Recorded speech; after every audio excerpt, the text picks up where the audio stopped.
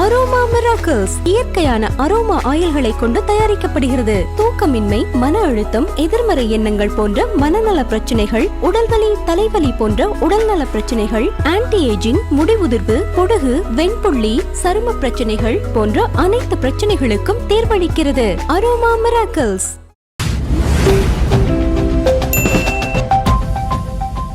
இது வரைக்கும் பெரும்பாலும் எந்த மேடையிலுமே இதுதான் அவருடைய கடைசி படம்னு சொல்லி அறிவிக்கல. ஆனா ஜனநாயகனுடைய ஆடியோ லான்ச்ல அவராகவே சொல்லிட்டாரு, இதுக்கப்புறம் நான் படம் நடிக்க மாட்டேன் அப்படின்னு சொல்லிட்டு.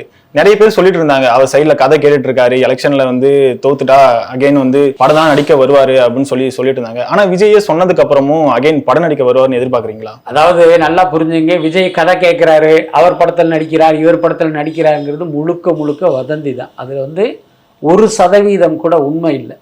இதை மற்றவங்க சொல்கிறதுக்கும் நான் சொல்கிறதுக்கும் ஒரு வித்தியாசம் இருக்கிறது உங்களுக்கு புரியும்னு நினைக்கிறேன். ஏன்னா நம்ம அவங்க தரப்போடு கொஞ்சம் க்ளோஸாக இருக்கும். நமக்கு காதல் விழுகிற செய்தி எல்லாத்தையுமே நம்ம அவங்கக்கிட்ட போய் ரீகன்ஃபார்ம் பண்ணுறோம். இது உண்மையா, இப்படி ஒரு செய்தி வருது அப்படின்லாம் நம்ம கேட்கும் போது இது முழுக்க முழுக்க வதந்தி அப்படின்னு அவர்களே சொன்னது தான். இன்னொன்று, நம்மளும் திரையுலகில் பல மட்டத்தில் நமக்கு சோர்ஸ் இருக்கிறதுனால இது முழுக்க முழுக்க பொய். அதே நேரம் விஜய் இதுதான் கடைசி படம் அப்படின்னு அரசியலுக்கு வந்திருக்காரு. அப்படி கடைசி படம் என்று அறிவித்ததால் மக்கள் அவர் மேல ஒரு கூடுதலாக ஒரு அட்டாச் ஆகிறதுக்கு வாய்ப்பு இருக்கு. பாரு, நமக்காக ஒரு 500 கோடி வருமானத்தை விட்டு வராரே, அப்ப இவருக்கு ஓட்டு போடுவோம் அப்படின்னு மக்கள் வருவாங்கல்ல. அதை தடுப்பதற்கான ஒரு உத்தி தான் இல்ல இவர் கதை கேட்கிறாரு, அடுத்து அட்லி படத்தில் நடிக்க போறாரு, லோகேஷ் படத்தில் நடிக்க போறாருங்கிற வதந்தி. அப்ப இந்த வதந்தியை ஒருத்தர் நம்பினா அப்படின்னா, அடடா அவர் அப்படி சொன்னது பொய்யோ, அப்போ நம்ம அவர் ஏமாத்திட்டாரா அப்படின்னு மக்கள் அவர் மேலே டென்ஷன் ஆகிறதுக்கு வாய்ப்பு இருக்குது. அதைத்தான் இவங்க திட்டமிட்டு பண்ணிக்கிட்டு இருக்காங்க. பட் அதே நேரம் இப்போ நம்மை போன்றவர்களுடைய எதிர்பார்ப்பு அதுவாக இருக்குது. நீங்கள் மீண்டும் நடிக்கணும், சினிமாவில் நீங்கள் இருக்கிற உயரம்ங்கிறது யாரும் தொடாத ஒரு உயரம். என்ன, அதெல்லாமல் நீங்கள் மலேசியாவில் நம்ம கண்ணால் பார்த்த காட்சி, அத்தனை ஆயிரம் அத்தனை லட்சக்கணக்கான மக்களுடைய இதயத்தில் நீங்கள் குடியிருக்கீங்க. அதெல்லாம் யாருக்குமே சாத்தியம் இல்லாத ஒரு விஷயம். ஸோ அப்பேற்பட்ட ஒரு பெருவாழ்வை இந்த சினிமா உங்களுக்கு கொடுத்துருக்கும் போது ஒரு அரசியலுக்காக இதை தூக்கி போட்டுட்டு போறது அப்படிங்கிறத நம்மளால ஏற்க முடியல, ஜீரணிச்சிக்க முடியல.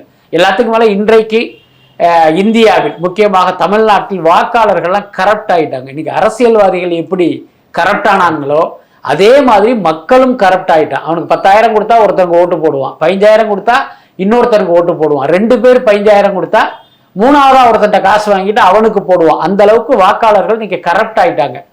இவர்களுக்காக நீங்கள் உங்களுடைய சினிமா அந்தஸ்தை துறக்கணுமா அப்படிங்கிறது தான் நம்மை போன்றவர்களுடைய கேள்வியா இருக்கு. பட் அதே நேரம் இந்த கட்டத்தில் விஜய் அப்படி ஒரு எந்த முடிவும் எடுக்கல. நம்ம நடிக்கணும், சேஃப் சைடுக்கு நம்ம கதை கேட்போம் அப்படின்னா அவர் எந்த முடிவும் எடுக்கல. சமீபத்தில் கூட ஒரு தகவல் வந்தது, இல்லை 27 அவருடைய அடுத்த படம் ஸ்டார்ட் பண்றாங்க, 28 ரிலீஸ் பண்ண போறாங்க, ஒரு மீட்டிங்லாம் நடந்திருக்கு அப்படிங்கிற தகவல் கூட நமக்கெல்லாம் சொல்லப்பட்டது.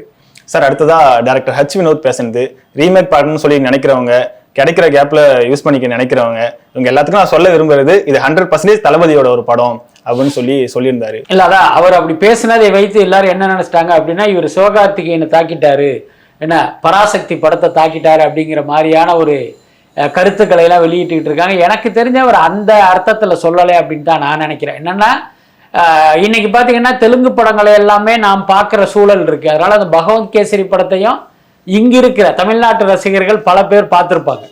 அப்படி பார்க்கும்போது அது ஒரு தர லோக்கல் படம் அப்படிங்கிறது எல்லாருக்குமே தெரியும், ஒரு மசாலா படம். அப்போ பகவந்த் கேசரியுடைய ரீமேக் தான் ஜனநாயகன் அப்படிங்கிற செய்தி கேள்விப்படும் போது எல்லாருக்கும் என்ன தோணும் அப்படின்னா, என்னப்போ அது ஒரு மசாலா படமாச்சே, அப்போ இதுவும் அந்த மாதிரியான ஒரு படமா இருக்குமோ அப்படின்னு ஒரு எண்ணம் இருக்கும்.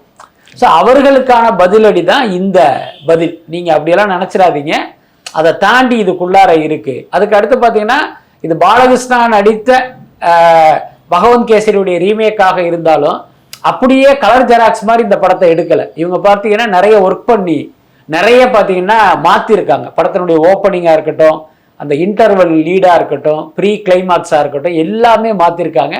முக்கியமாக விஜய்க்கு ஏற்ற மாதிரி. அது வெறுமனே மசாலா படம் தான். ஆனா இந்த படத்துக்குள்ள அரசியலையும் அள்ளி போட்டிருக்காங்க. நீங்க ஜனநாயகங்கிற ஒரு டைட்டில வச்சு நீங்க புரிஞ்சுக்க முடியும். இதுல பாத்தீங்கன்னா தேர்தல் நடக்குது, மக்கள் ஓட்டு போடுறாங்க, தேர்தலில் முறைகேடு, இந்த மாதிரி பல விஷயங்கள் இருப்பதால் இது வெறுமனே ரீமேக் படம் கிடையாது அப்படிங்கிறது தான் ஹெச் வினோத் சொல்ல வந்த விஷயம். எல்லாத்துக்கும் மேல நீங்களே யோசிச்சு பாருங்க, கடந்த காலங்களில் ஹெச் வினோத் பேசி யாராவது கேட்டிருக்காங்களா? அவர் எந்த கான்ட்ரவர்சிக்குள்ளேயும் போக மாட்டாரு, அவர் இருக்கிற இடமே தெரியாது, அப்படி ஒரு கேரக்டரு.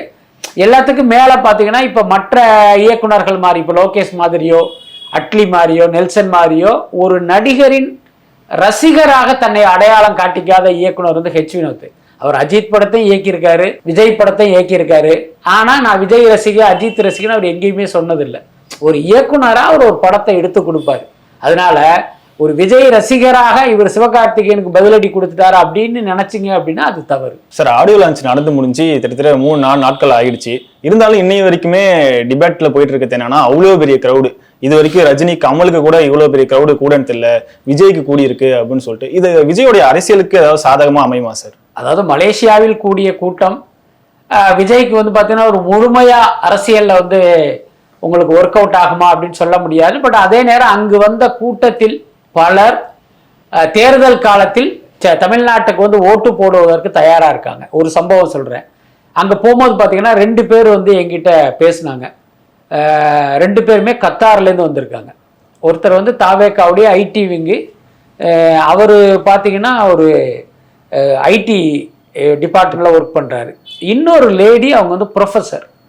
அவங்க 2 பேர் வந்து என்கிட்ட பேசினாங்க. என்னான்னு சொல்லும்போது என்ன சொன்னாங்க அப்படின்னா, சார் நீங்கள் துபாயிலேருந்து ஒரு குரூப் வந்து சார்ட்டர்ட் ஃப்ளைட் பிடிச்சி அந்த ஓட்டு போட வர்றதா சொன்னீங்கல்ல, நாங்களும் அந்த மாதிரி கிளம்பி வர்றோம். நாங்களும் பார்த்தீங்கன்னா ஒரு 350 பேர் கத்தார்லேருந்து ஓட்டு போட வர்றோம் அப்படின்னாங்க. அது அல்லாமல் நிறைய பேர் வந்து எங்கிட்ட பேசும்போது அவங்களும் இந்த விஷயத்தை தான் சொல்லிக்கிட்டே இருந்தாங்க.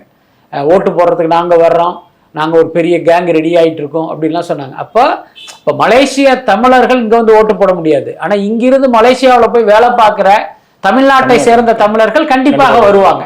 ஸோ அதற்கான வாய்ப்புகள் எல்லாமே இருக்கு. பட் எல்லாத்துக்கும் மேலே இந்த கூட்டம் அப்படிங்கிறது விஜய் இன்னைக்கு திரையுலகில் இருக்கிற அந்த உச்ச நிலையினுடைய வெளிப்பாடு தான் அது. இன்னைக்கு வந்து ரஜினி சூப்பர் ஸ்டார், கமல்ஹாசன் வந்து ஒரு உலக நாயகன் அப்படிலாம் மக்கள் அவரை கொண்டாடினாலும் அவங்க எல்லாரையும் விட வந்து ஒரு உயரமான இடத்துல வந்து விஜய் இருக்காரு.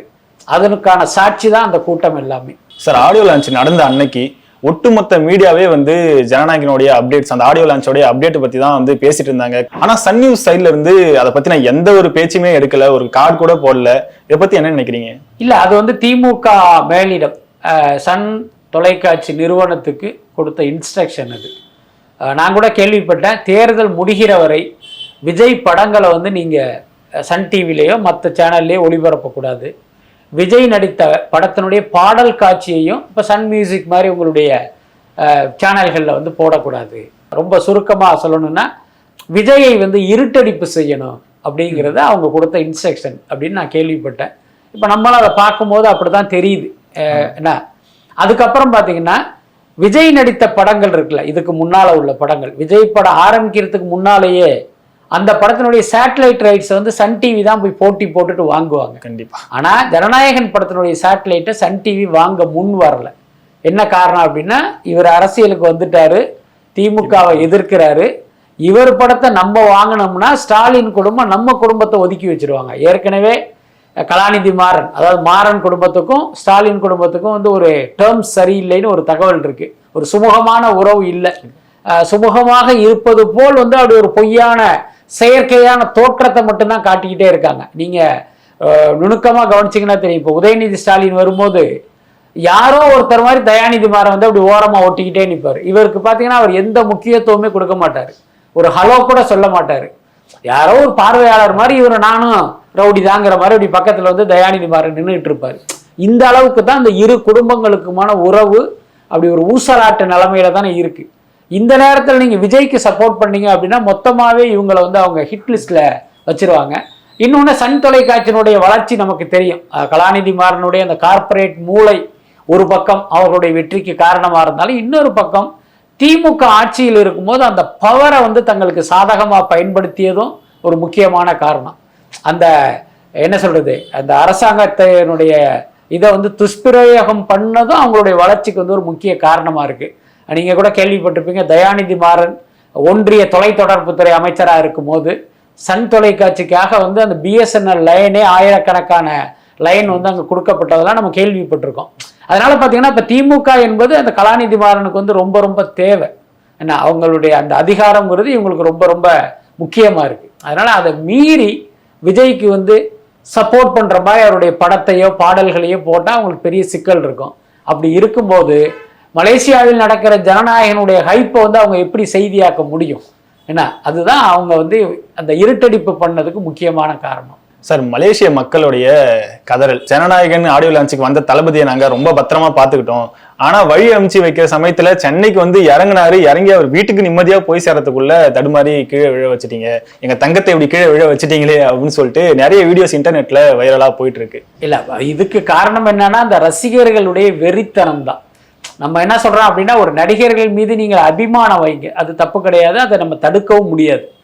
அதே நேரம் அதுக்கு வந்து ஒரு எல்லை இருக்கணும், ஒரு லெவலுக்கு மேல வந்து அந்த அபிமானம் மாறக்கூடாது. அதாவது அந்த இதை வந்து கிராஸ் பண்ணிடுச்சுனாலே அது ஒரு வெறித்தனமா மாறிடும். இன்னொன்று, விஜய் நேற்று வரை நடிகராக இருந்தார், சராசரி ரசிகர்கள் அவர் வந்து பார்க்க முடியாத ஒரு சூழல் இருந்தது. இன்னைக்கு அவர் வந்து அரசியல் கட்சியின் தலைவர் ஆயிட்டாரு, எல்லா இடத்துக்கும் வரப்போறாரு, புரியுதா இல்லையா? நாளைக்கு உங்க தெருவுக்கு வருவாரு, உங்க வீட்டுக்கு கூட வந்து அப்படி கையெடுத்து கும்பிட்டு ஓட்டு போடுங்கன்னு கேட்க போறாரு. அன்னைக்கு நீங்க அவரை பார்த்துங்களேன். அதுக்காக வீட்டிலேருந்து கிளம்பும் போது ஒரு கூட்டம், ஆஃபீஸ்க்கு போனால் அங்கே ஒரு கூட்டம், ஏர்போர்ட் போனால் அங்கே ஒரு கூட்டம் அப்படிங்கிறது இருக்குல்ல, அது வந்து உண்மையிலே பார்த்தீங்கன்னா ரொம்ப ஒரு கவலை அளிப்பதாக தான் இருக்கு. பட் இதுக்கெல்லாம் காரணம் ஒரு வகையில் விஜயும் தானே. நீ என்ன பண்ணியிருக்கணும் அப்படின்னா, இந்த மாதிரி ஒரு கூட்டம் உருவாகும் போது ஆரம்ப கட்டத்திலேயே அவர்களை நீங்கள் பக்குவப்படுத்தியிருக்கணும். அதை வந்து இவங்க செய்ய தவறிட்டாங்க. அதனுடைய வெளிப்பாடு தான் இதெல்லாமே. இதில் பெரிய கொடுமை என்ன அப்படின்னா, இவர் ஏர்போர்ட்ல வந்து இறங்குறாரு, கார்ல ஏறும்போது ஒரு கூட்டம் கூடி அந்த நெரிசல்ல அவர் தவறி விழுறாரு. இது வந்து ஜஸ்ட் வந்து ஒரு சிறு விபத்து. ஆனா இந்த திமுக இணைய கூலிப்படைகள், சிவகார்த்திகேயன் ரசிகர்கள்லாம் சேர்ந்து என்ன பண்றாங்க, இங்க பாருங்க இவர் ஃபிளைட்ல வரும்போது ஃபுல்லா குடிச்சிட்டு வந்து இங்க கவுறாரு பாருங்க அப்படின்னு அதை வந்து திசை திருப்புறாங்க. அது எவ்வளவு கேவலமா இருக்கு. நான் என்ன கேட்கிறேன், விஜய் என்கிற ஒரு நடிகர் அரசியலுக்கு வந்திருக்காரு அப்படின்னா அவரை வந்து ஒரு கொள்கை ரீதியா நீங்க வந்து எதிர்க்கணும். அதுதானே சரியான விஷயமா இருக்கும். என்கிட்ட இந்த கொள்கை இருக்கு, அவர்கிட்ட இந்த கொள்கை இல்லை, அவர்கிட்ட என்ன கொள்கை இருக்குன்னு நீங்க அப்படி வந்தா தானே இந்த அரசியலே ஒரு ஆரோக்கியமான இடத்தை நோக்கி நகரும். ஆனா இன்னுமே பாத்தீங்கன்னா ஒரு கேவலமான அரசியல் பண்றதுலதான் இவங்க இன்னும் குறியா இருக்காங்க. அது வந்து ரொம்ப கவலை தருவதா இருக்கு. ஜனவரி 4ஆம் தேதி ஜனநாயகன் ஆடியோ லான்ச் ஜீ தமிழ்ல ரிலீஸ் ஆகுது.